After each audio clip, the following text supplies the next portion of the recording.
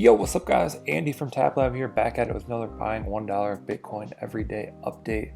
Today is day number 1040 in a row. As you know, we're on Cash App. This is the simplest app to buy and sell Bitcoin. If you haven't signed up already, you can sign up with the link in the description and get $5 for free. Bitcoin current price $48,752, down about 3% today, down about 14% on the week, down about 27% on the past month. So pretty clear downtrend there for the month, but still up 166% on the year.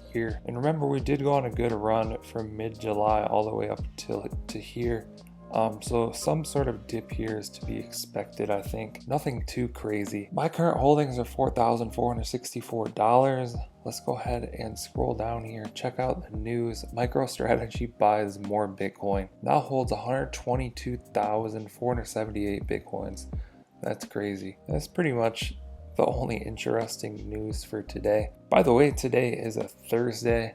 I'm not going to be uploading this weekend. Normally I upload these Bitcoin updates on a Friday, but I just want to get this one up because I'll be out of town this weekend. Bitcoin owned 0.091611182. Let's go ahead and buy today's Bitcoin. Tap buy, tap $1, tap next, scan my face. It's going to show us our order details and tap confirm.